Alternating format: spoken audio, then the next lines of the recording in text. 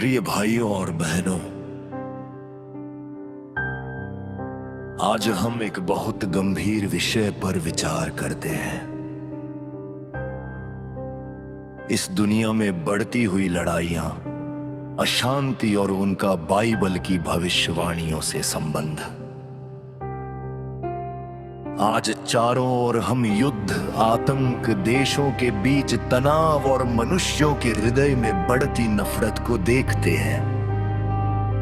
ऐसा प्रतीत होता है मानो संसार शांति खो चुका है। लेकिन प्रश्न यह है कि क्या ये सब अचानक हो रहा है या परमेश्वर के वचन में इसके बारे में पहले से ही बताया गया था। बाइबल हमें स्पष्ट रूप से बताती है कि ये घटनाएं अचानक नहीं है, बल्कि अंत समय के संकेत है। मत्ती 74:66 में यीशु मसीह कहते हैं कि तुम लड़ाइयों और लड़ाइयों की चर्चा सुनोगे। एक जाति दूसरी जाति के विरुद्ध और एक राज्य दूसरे राज्य के विरुद्ध उठेगा। ये वचन हमें बताता है कि युद्ध और संघर्ष अंत समय के चिन्ह हैं। इसका अर्थ है कि आज जो कुछ हम दुनिया में देख रहे हैं, देश देश के बीच युद्ध, राजनीतिक तनाव और हिंसा, ये सब बाइबल की भविष्यवाणियों की पूर्ति है।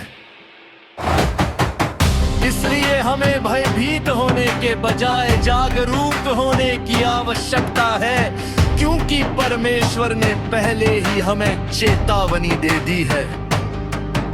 आज की दुनिया की स्थिति को देखें तो हम पाते हैं कि कई देशों के बीच संघर्ष चल रहा है। शक्ति और प्रभुत्व के लिए होड़ लगी हुई है और शांति एक दुर्लभ वस्तु बन गई है। लोग भविष्य को लेकर चिंतित हैं और डर के माहौल में जी रहे हैं। लेकिन मत्ती 34 हमें याद दिलाता है कि ये सब बातें पीड़ाओं का आरंभ है। अर्थात ये घटनाएं अंत का संकेत जरूर है, परंतु अभी अंतिम समय पूरी तरह नहीं आया है। ये एक चेतावनी है कि हमें अपने जीवन को सुधारना चाहिए और परमेश्वर के करीब आना चाहिए। अब प्रश्न यह उठता है कि इन युद्धों का मूल कारण क्या है। याकूब 4 में लिखा है, तुम्हारे बीच लड़ाइयां और झगड़े कहां से आते हैं? क्या तुम्हारी वासनाओं से नहीं? ये वचन स्पष्ट करता है कि युद्ध का असली कारण बाहरी परिस्थितियां नहीं, बल्कि मनुष्य का पापी स्वभाव है। लालच, घमंड, स्वार्थ और सत्ता की भूख ही इन संघर्षों को जन्म देती है।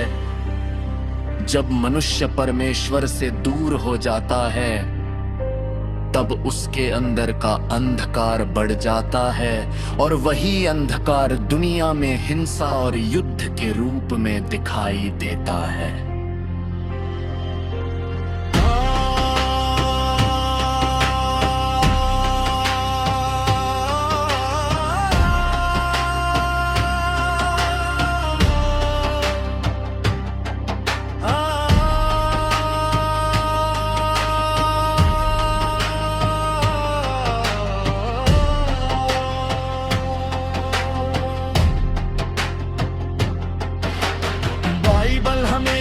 बताती है कि अंतिम दिनों में लोगों का स्वभाव बदल जाएगा। तीमुथियुस दिए उच्चार में लिखा है, अंतिम दिनों में कठिन समय आएंगे। लोग स्वार्थी, धन के लोभी, घमंडी, निंदक और निर्दयी होंगे। यदि हम आज के समाज को देखें तो ये वचन पूरी तरह सत्य प्रतीत होता है। ये सब उसी भविष्यवाणी की पूर्ति है। आज लोग अपने स्वार्थ के लिए किसी भी हद तक जाने को तैयार है, और यही कारण है कि दुनिया में अशांति बढ़ती जा रही है।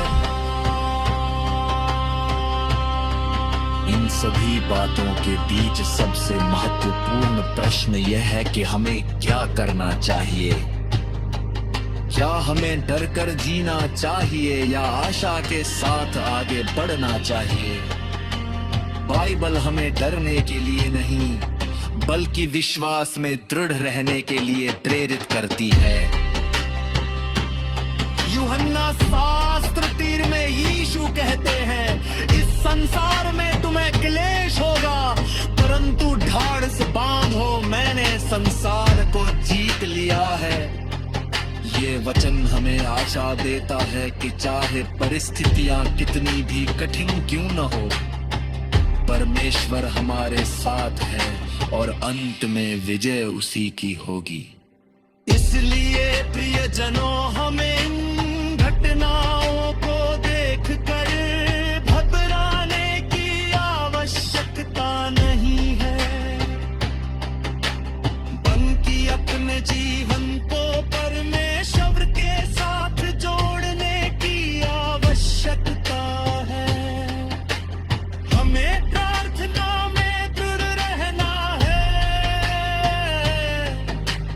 प्रेम और शांति का संदेश फैलाना है, और दूसरों के लिए एक प्रकाश बनना है।